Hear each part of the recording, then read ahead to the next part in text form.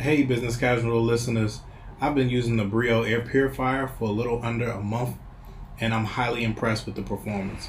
It has drastically improved my indoor air quality, and its patent advanced particle removal technology is second to none. It's also incredibly convenient to use and maintain, making it an ideal choice for anyone looking to improve their home air quality. I've noticed a few cool things so far. You can feel the air becoming clean. It dries out the air a bit, so using this with a humidifier would be ideal for those who like to retain some moisture in the air. My ceiling fans, where I use Brio most often, has less dust buildup. Some need to know starter info. When I first plugged the Brio in and let it run, it had a strong plastic smell due to high heat injection molding residue. Wiping the Brio down with soap, water, and a microfiber cloth, then allowing it time to fully dry, helps significantly. A surprise use case I did not expect was when my wife was cooking and the salmon got away from her, and the smoke in the house started to fill the kitchen. I quickly grabbed a towel and began to fan the smoke from the smoke detector, not to wake up my sleeping 6 month baby. I realized this would be an excellent job for Brio. I grabbed it from the living room and plugged it into the kitchen, making the job of not setting the smoke detector off a breeze.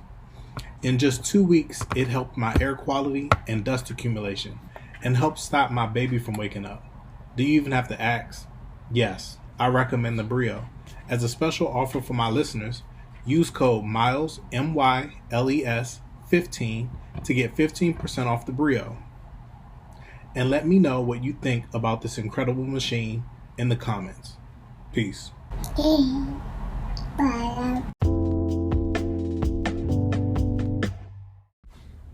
Yo, yo, yo, welcome back to Business Casual. I'm your host, Miles Brown, and today's topic is about you cannot force anyone or anybody to believe the exact way you believe. For years now, I've tried to beat into certain people's heads my philosophy and how I've navigated and been able to have the outcomes in certain areas of my life. And what I've noticed is that those people in those specific areas where I've been successful and I tried to pass on what helped me or how the knowledge that I learned and wisdom that I've gained to really be able to stand on my foundation, and they'll hear the information. Some people will just straight out reject it. Some people will listen and listen and listen and ask questions and want to know more and this, that, and the third, but they'll never apply it to their actual life. They won't truly believe that fat meat is greasy. And it really, really shows what type of trajectory you're on when you can understand that maybe you can't help everybody. You can't force everybody to believe how you believe. Like, you went through that. So you have the good, the bad, and the ugly. You know it for sure. But when you're trying to tell somebody to go through what you went through to achieve what you achieved, a lot of times they can't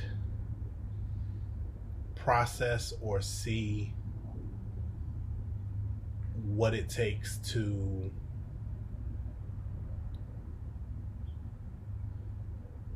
achieve that level of success. And they want to do it their own way. And it's perfectly fine. And some people over the years have come back to me and said, you were right. You were right. The foundation that you built it really is going to take me being a man or woman of my word. It's going to take me showing up every single day, no excuses. It's going to take years of perfection and crafting and getting this precise and getting that precise. It's going to take so much time and effort and focus to achieve this thing that I say that I want. And truthfully, until I bit the bullet and worked on me, became reliable. Like, if you can't rely on yourself to stick to the plan, then you can't expect anybody else who you want to rope into your mess to stick to the plan. And one of the hardest things about being a business owner that most people just aren't cut out for, there's never a time when you as the business owner can drop the ball and just check out. Even on vacation, an emergency may happen and you may have to drop everything, pick the laptop up, and solve some issues. And everybody dreams of being this business owner who's like the CEO, making millions of dollars, and but there's a time before you make the millions. If you weren't already like a millionaire, if you are a millionaire, you're probably not worrying about certain things. But if you aren't a millionaire and you're starting a business, you have to understand that the struggle time of getting on your feet can last far longer than getting a good job and having a stable income 2 weeks after you sign the deal. And the amount of work that's necessary to be an entrepreneur over the grand scheme of time is far more you're giving up than having a job. And it's almost like the buy or rent situation. There are times where you're renting the salary, and that may actually be better than you buying the business. Because buying the business, you start with the LLC, then you got to buy this, then you got to buy that, and you got to get insurance, you got to have employees, those are payrolls, then you got to get, so you're buying the business. Like, the business does pay off eventually, just like with a down payment on a house. You buy this home, it's worth $300K. You put up $80,000, $100,000 down. You hold that property for 10, 15 years, and you can sell it for maybe more or less, depending on what happened in the market. But when you're renting, like getting a paycheck, if the people evict you and you're gone, there's really nothing left there. It's okay, let me go find another apartment. Let me go find another rent. Let me go find another paycheck. So there's always a place where I'm like, if you're fine and you're good and you can make a salary that's like a good amount of money, like you can plan a trip, you can enjoy your life on that money. It's not always necessary to run and own a business. Like, you might want to find less involved ways to make money that are like more sure. So I don't want everybody who listens to this podcast, and I'm coming from such a entrepreneurial standpoint, but just like buying versus renting, sometimes some things are in your favor to not own. Some things are in your favor to own, but what's your risk? What can you truly risk? Like maybe starting a business when you have very small kids, a high mortgage, and some more stuff might not be the best time to start a business. Might be the best time to start a business, depending on what business it is. But it's on you to actually know this and to have that belief and understanding of what it's going to take, what it's going to require from you to achieve what it is that you actually want to get out of life. And so my message today, to wrap it all up,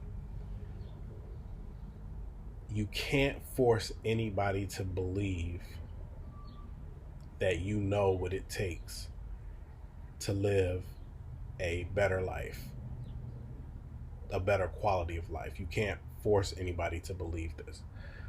And that comes down to religious beliefs, financial beliefs, personal beliefs, fitness beliefs, dietary beliefs. All of these things work for you. But for another person to see it work for them, they have to be willing to implement it thoroughly and assess whether that works or does not work for them.